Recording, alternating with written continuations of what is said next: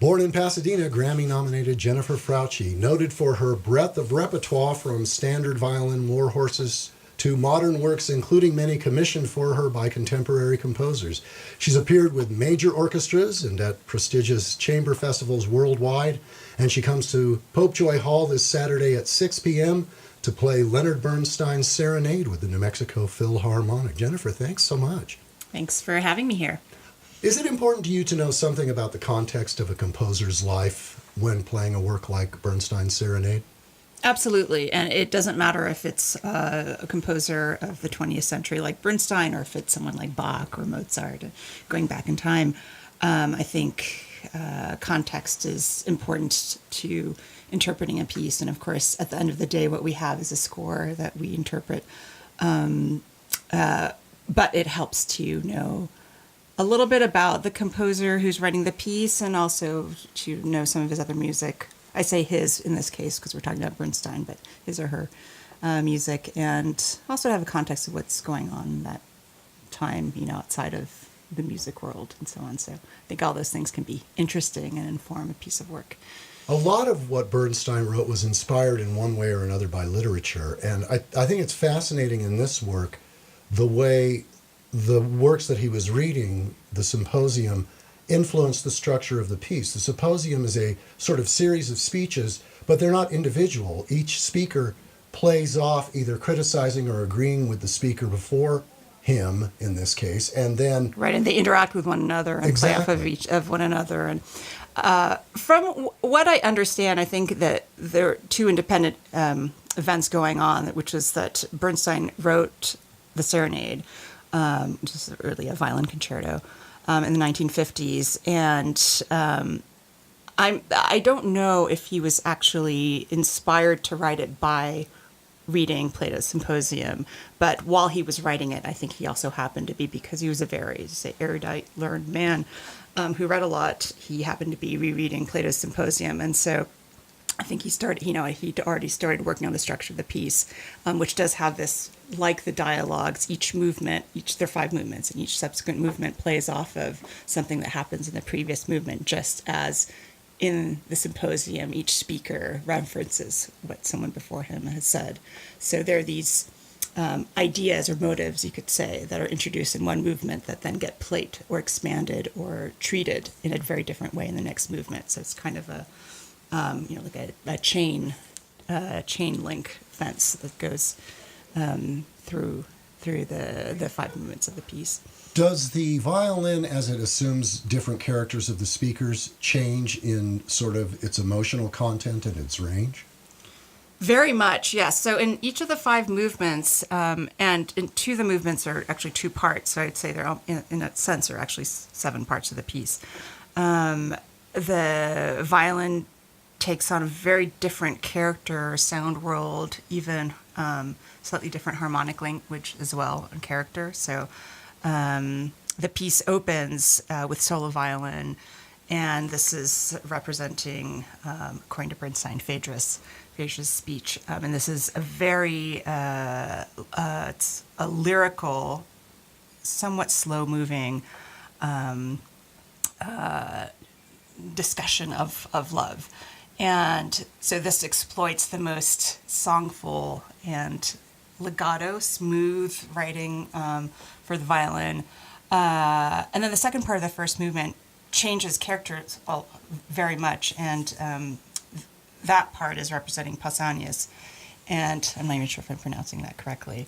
But that's more what I term the kind of writing that we're familiar with from Berstein, from... there's a little bit of a playful, somewhat almost very rhithmic and jazzy, slightly jazzy feeling that we're familiar with from his writing and, pieces like West Side Story or On the Town. And so on and so forth. So with each movement, it shifts through these different styles of writing, actually, different kinds of music, but also different techniques for the violin. That's one of the things about Berstein, that if you only know West Side Story dances or you only know something else, Candide, he has such a breadth of music in his head and of styles and periods that as a writer, he really had quite a range absolutely. Which only wasn't explored because he didn't write more in his lifetime. Right, and he explores his entire range in this violin concerto because it really encompasses what I'd call his most serious, and he really thought of himself as, that's how he liked to be considered, was as a serious composer.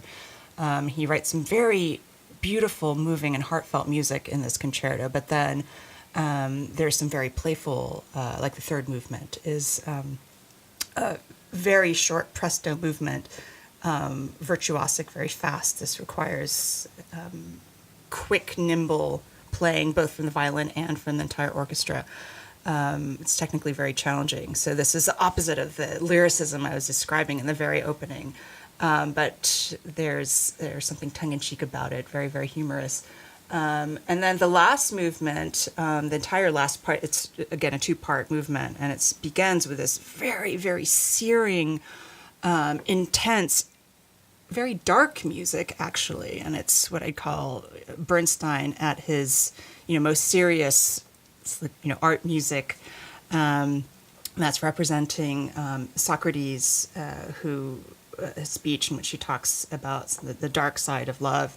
But then it breaks into the end of the concerto, which is the last part of the fifth movement. The band of revelers break in, and this again goes back to very much that Broadway, a little bit of jazz, some funkiness, a lot of rhythmic writing, extremely catchy and extremely accessible writing. So the fact that he could actually bridge those two worlds in one move, not just one concerto, but in one movement, to go from this searing, intense, very dark music to this completely lighthearted, fun party music, basically, just showed what breath he had, and there's a lot of skill, compositional skill in this piece. The revelry thing also harkens back to what the speeches themselves were. Symposium really was another word for a drinking party. That was what you did. You got drunk, and the speakers got up and entertained each other. So it sort of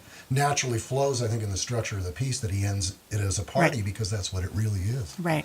Absolutely. It's all in praise of love. Is there an emotional center, a movement that's really the emotional center of the work to you? Absolutely. Well, I love the very opening, which is very haunting and very beautiful. But the emotional center of the piece is most definitely the fourth movement, which is essentially a slow movement, and it's represents Agathon's speech. And it's a three-part slow movement. There's an A section that's extremely, again, lyrical, beautiful, very moving.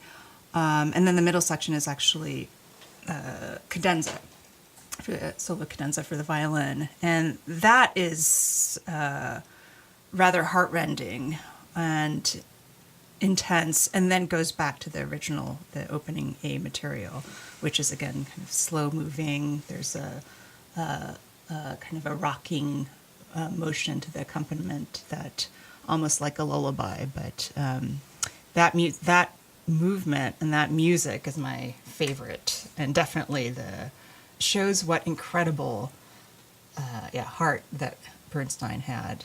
And then it then transforms into the very dark, intense opening of the last movement, and then breaks into this body, riotous party. So Jennifer Frautschi plays Leonard Bernstein's Serenade for violin and orchestra this Saturday at 6 p.m. with the New Mexico Philharmonic on a program that includes Stravinsky's Firebird, conducted by Roberto Minchuk, Saturday, 6 o'clock at Popejoy Hall. Don't forget there's a pre-concert talk at 5 o'clock that I'll host. Tickets are available at any UNM Tickets outlet, unmtickets.com, 925-5858, or at the Phil's website, nmphil.org. Jennifer Frautschi, thank you so much. Thanks for having me.